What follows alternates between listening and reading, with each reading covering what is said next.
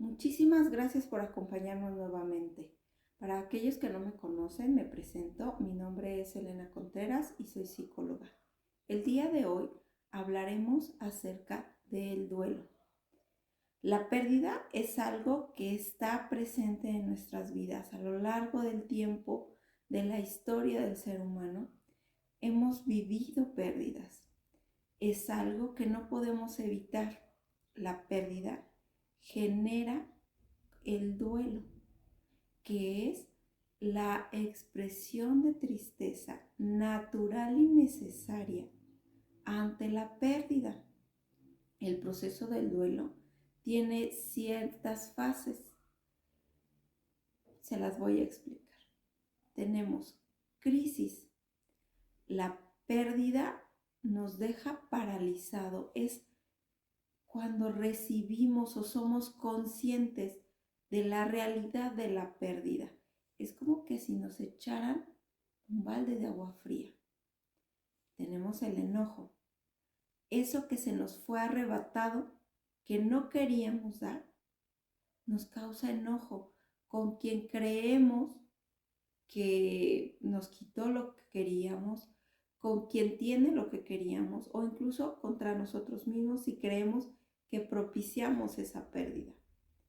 Después tenemos la negación. No siempre queremos aceptar las pérdidas y entonces hacemos como si no sucedieran. Un ejemplo muy recurrente es cuando fallece una persona. Llega alguien y nos cuenta que falleció y entonces lo primero que decimos es, no es cierto, si apenas la vi ayer, si apenas estaba platicando con él en la mañana. Ahí estamos negando la pérdida. ¿Por qué? Porque nos causa mucha angustia. Tenemos también la depresión, que es la expresión de la tristeza de la manera más abierta. Aquí va a haber llanto, va a haber alteración de nuestro sueño, de nuestra alimentación, va a haber desgano, dolores de estómago, dolores de cabeza, cuando nos desmayamos, desfallecimiento, y era lo que iba a decir. Tenemos después la aceptación. Ya no cabe duda, no podemos seguir negándolo. Ya no tenemos eso que teníamos antes. Y entonces aceptamos que existe la pérdida. Ya estamos dentro de un funeral o estamos velando a la persona. Ya no podemos decir que no es verdad. Ya hay evidencia y entonces acepto que vivimos la pérdida. Y finalmente tendríamos la fase que es última, que es el seguir adelante. Vamos a seguir adelante ante la pérdida. Voy a poder vivir con placer cada uno de los momentos de mi vida sin tener que retomar el dolor de la pérdida. Esa es la última fase del duelo. Las anteriores fases no tienen orden, ni tienen tiempo, ni se viven solamente una vez, pueden vivirse una o dos o tres veces. Eso va a depender de cada persona. Yo puedo llegar, me den la noticia, estar en crisis, de la crisis pasar a la negación, de la negación a la depresión, después al enojo, posteriormente a la aceptación y luego de nuevo al enojo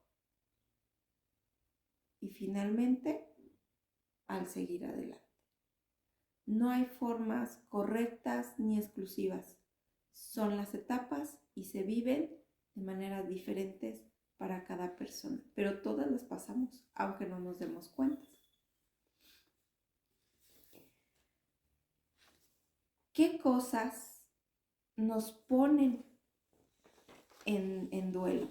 Bueno, las pérdidas de las personas, los fallecimientos, las partidas, la pérdida de la salud, cuando nos enfermamos o se enferma a alguien que nosotros queremos, las pérdidas materiales, cuando perdemos empleos, cuando perdemos propiedades, cuando perdemos cosas que creemos significativas a nivel material. Las pérdidas emocionales, cuando perdemos un amigo, a una pareja, a un familiar, porque ya no va a estar con nosotros, no necesariamente por fallecimiento, sino porque ya no quiere o ya no puede estar con nosotros. La pérdida del desarrollo. Esta es una pérdida que todos vivimos, pero que no necesariamente la registramos como para generar un duelo, aunque sí lo haga. Y es cuando cambiamos de etapa, cuando dejamos de ser niños y nos convertimos en adolescentes, cuando dejamos de ser adolescentes y nos convertimos en adultos. Creo que una de las más difíciles es esta, cuando estamos de adolescentes a adultos. Otra fase muy complicada que es cuando de ser adultos jóvenes pasamos a ser adultos mayores. Esta pérdida de capacidades genera en muchas personas duelo. Hay otra pérdida que normalmente no se registra y es la pérdida de fantasía, cuando perdemos la posibilidad de lograr una de las metas, motivaciones o fantasías que tenemos. Aquí voy a poner el ejemplo, que yo siempre he soñado en ir a París, pero por alguna razón hoy me doy cuenta que nunca lo voy a poder hacer.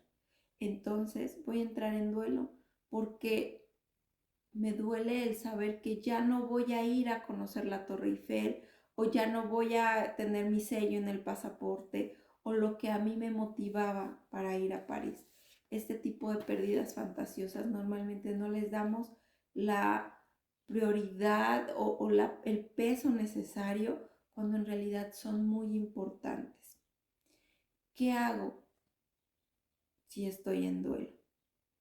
Bueno, lo primero es que tengo que identificar qué tipo de duelo tengo. Existen varios tipos.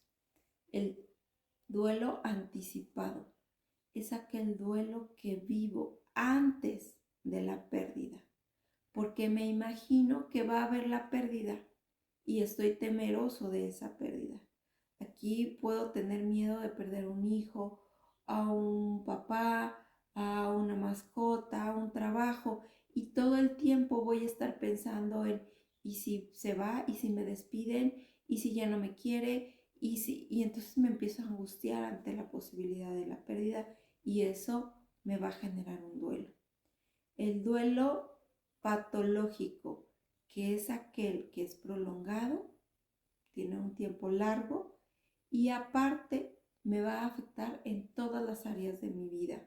Sí, perdí mi trabajo, pero entonces me la paso enojada en casa y tengo problemas con mi pareja y no convivo con mis hijos y no salgo de mi casa. Entonces estoy teniendo un duelo patológico, sobre todo si dura muchísimo tiempo.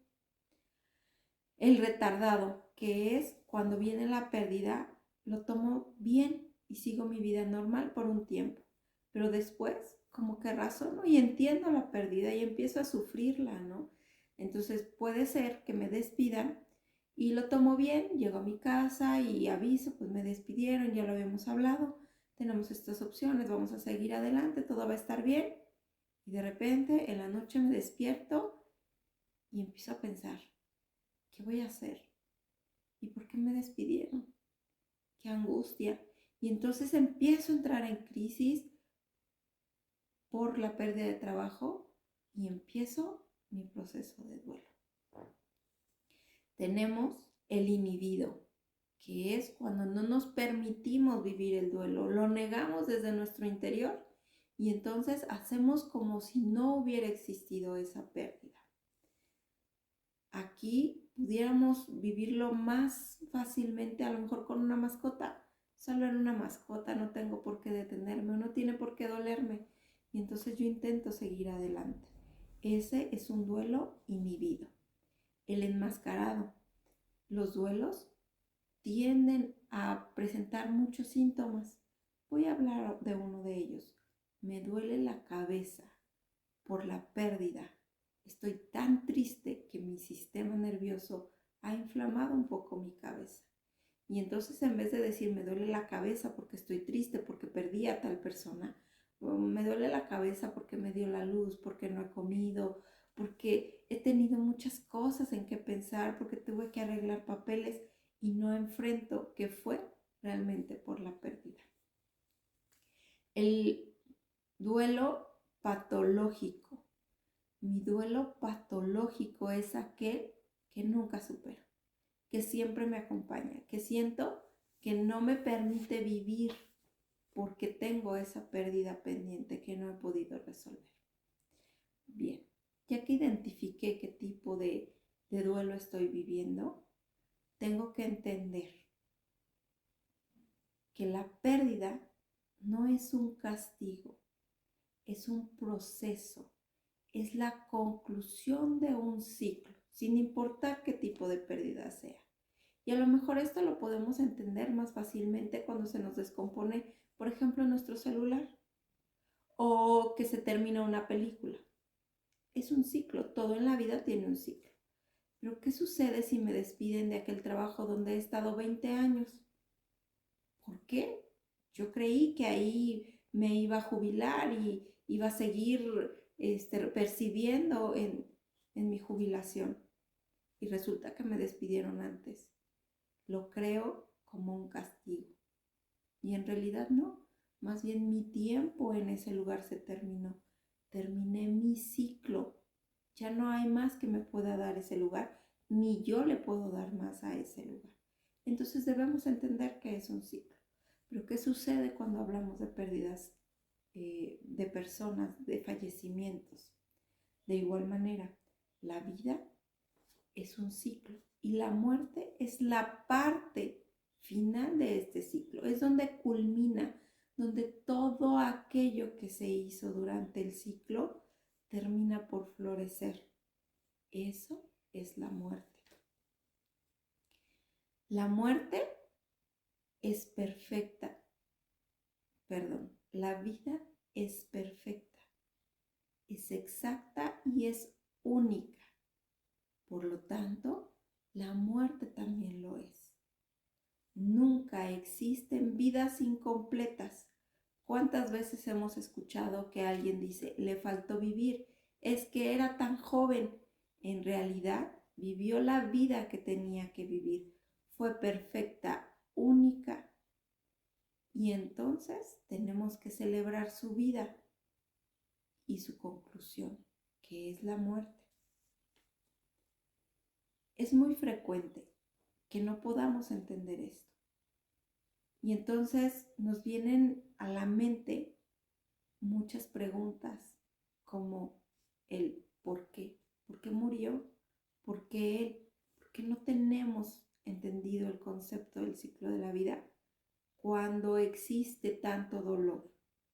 Porque una muerte cercana es muy valiosa, es la que más pesa, sin importar que existan pérdidas o muertes al alrededor. La importante, la que pesa, es la que me afecta. Y entonces me pregunto por qué me pasó, por qué le pasó, por qué él tan joven, por qué él tan bueno. Insisto, la muerte, la pérdida, no es un castigo.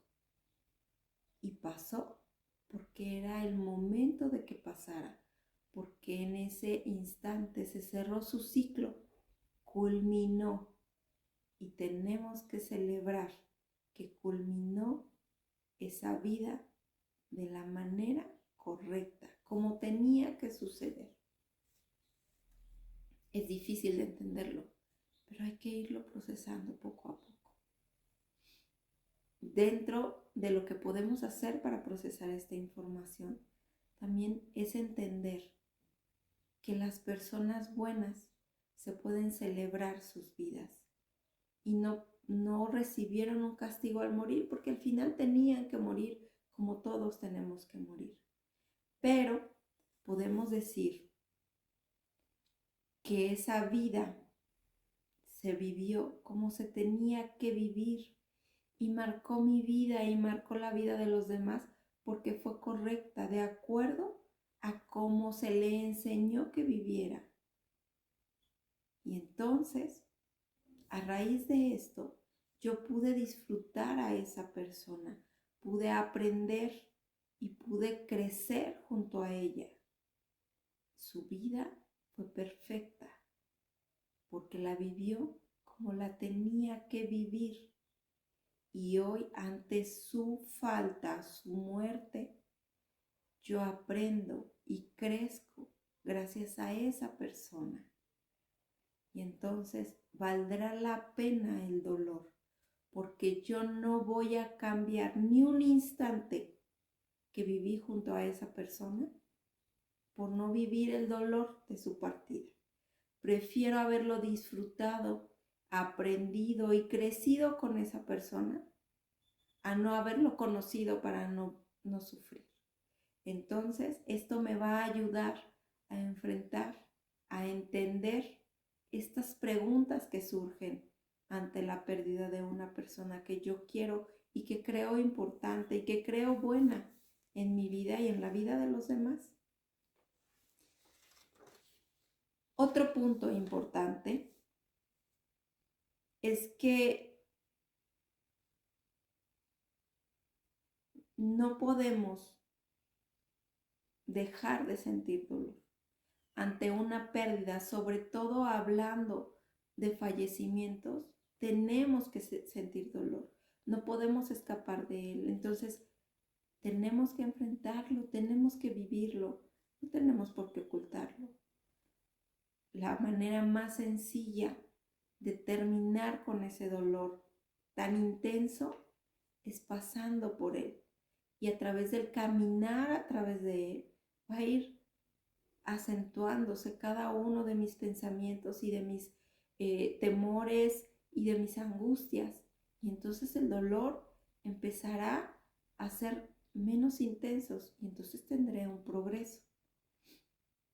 En este periodo es donde entra la importancia del acompañamiento psicológico o tanatológico.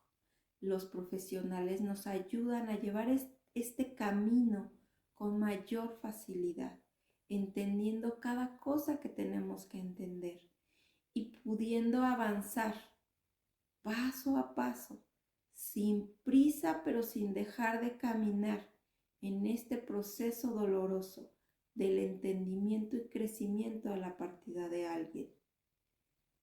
Esto es sumamente importante. No debemos detenernos, porque en el momento en que nos detenemos en el enfrentar nuestro dolor, en la aceptación del cierre del ciclo de la persona que se fue, entonces nos podemos atorar y transformar nuestro duelo natural a un duelo patológico o a un duelo crónico, y eso no nos va a traer nada bueno en nuestra vida. Debemos también aprender que dentro del proceso de tristeza debemos despedirnos, y debemos despedirnos de la manera que queremos y necesitamos despedirnos. De muchas formas existen como ya establecidos las formas de despedirnos de las personas que nos faltan, ¿no? Sobre todo ante la muerte. Voy a hablar de la que dentro de donde yo me muevo es la más común, y es la despedida religiosa en la religión católica. La persona fallece, se tiene que velar. Durante la velación se rezan rosarios. Después se hace una misa de cuerpo presente. Posteriormente se retira el cuerpo, ya sea para la cremación o para enterrarlos. En el caso de decidir enterrarlos, pues vamos al entierro, seguimos rezando. Existen momentos como de expresión de esa despedida, a lo mejor a través de llanto, de canciones, sepultan a la persona y nos vamos a casa. En el caso de cremación, después de la misa de cuerpo presente, nos entregan las cenizas, se hace una misa de cenizas y nos vamos a casa. Los depositamos ya sea en urna, nos las llevamos a casa, las esparcimos en algún lugar, dependiendo de lo que queramos. Ese es un proceso ya establecido y es una despedida y es buena, pero a veces no estamos capacitados para entrar a misa o para ir al entierro o para repartir nuestras cenizas, para entrar en el momento que lo estamos velando, y nos obligamos a hacerlo. ¿Por qué? Porque es lo que está regido. Si no podemos, no lo hacemos. No pasa nada. Tenemos nuestro momento para poder despedirnos. Y entonces tenemos que descubrir la forma correcta para nosotros de despedirnos de esa persona, que nos haga sentir liberados de esa tristeza, de esa sensación de decirle lo que teníamos que decirle. Hay una película de Disney que se llama Timothy Grimm y ahí hablan de un duelo particular, que es el despedirnos de la posibilidad de ser padres, que es otro duelo importante en la vida. Cuando una pareja no puede tener hijos y tiene que aceptar el hecho de no poder tener hijos, tienen que despedirse de esa fantasía del hijo ideal, de esa fantasía de la familia. Tenemos que despedirnos de todo aquello que hemos trabajado para lograr tener a ese hijo. En esta película les avisan que no van a poder tener hijos y entonces entran en duelo como padres. Y la mamá llora y entran en crisis. Existen escenas donde el padre y la madre están molestos y tiran cosas y se encierran en el cuarto destinado al bebé. Esa es su crisis. Después viene la despedida, ¿no? La despedida de esta idea. En la película ellos toman una caja y empiezan a escribir todo lo que querían que fuera su hijo. La depositan en la caja y la entierran. Esta es una forma de despedida, es exclusiva, es única de ellos. Cada quien tenemos una forma de despedida. A lo mejor yo quiero escribirle una carta diciéndole todo lo que me hizo falta o creo que me hizo falta decirle. Y la amarro en un globo y la aviento o la quemo o la pongo en una botella y la echo al mar. Lo que yo crea necesario hacer para despedirme, eso lo tengo que hacer para estar listo, para enfrentar la pérdida, sin necesidad de sentirme culpable o que creo que necesito decirle algo a la persona. Este proceso de despedida es fundamental y también es parte del acompañamiento psicológico. Necesitamos saber cómo despedirnos para después poder enfrentar la pérdida. Adelante de cada despedida va a haber dolor, va a haber mucha angustia, muchas preguntas, incertidumbre. Es normal, poco a poco se irán aclarando. Dentro de lo que sucede más es esta culpa, porque porque él y no yo, porque no pasé tanto tiempo, porque no hice. Esa parte también la tenemos que procesar. Tenemos que aprender a perdonarnos, a reconocer lo que hicimos, disfrutar lo que hicimos, disfrutar a la persona que se fue. O si hablamos de otro tipo de pérdida, pues igual, ¿no? El trabajo, el objeto ya cumplió su función. El entender que lo usamos, lo utilizamos o lo acompañamos de la mejor manera posible, de acuerdo a los recursos que teníamos en ese momento. Entonces, esta parte también es necesaria para poder procesar nuestra pérdida. Otra cosa que podemos hacer es cómo rescatar todas aquellas cosas que creemos que hicimos bien, que fueron satisfactorias, lo que Él nos enseñó, lo que podemos seguir representando ante los demás, de lo que nos dejó como legado. Esa es otra manera de empezar a vivir la pérdida. Finalmente, para poder seguir adelante, tenemos que sacar provecho del aprendizaje y aplicarlo cada vez que podamos y empezar a darnos cuenta que parte de la enseñanza que nos deja la persona que parte es que tenemos que vivir nuestra vida de la mejor manera, brindándonos felicidad, tranquilidad y convivencia para dejar un legado de la misma forma que nos lo dejaron a nosotros. Y entonces ahí podremos seguir adelante. Debemos de prevenir lo más posible nuestros duelos en el futuro y entonces debemos aprender a disfrutar a cada persona que está a nuestro alrededor, hacer lo que tenemos que hacer con ellos o lo que queremos hacer con ellos, para que cuando no estén con nosotros no nos llenemos de tantas culpas, de tantas insatisfacciones. Y entonces podemos dar los pasos del duelo de manera más fáciles y más constantes. Hay que recordar que dentro del duelo no hay tiempos, pero no debemos detenerlos.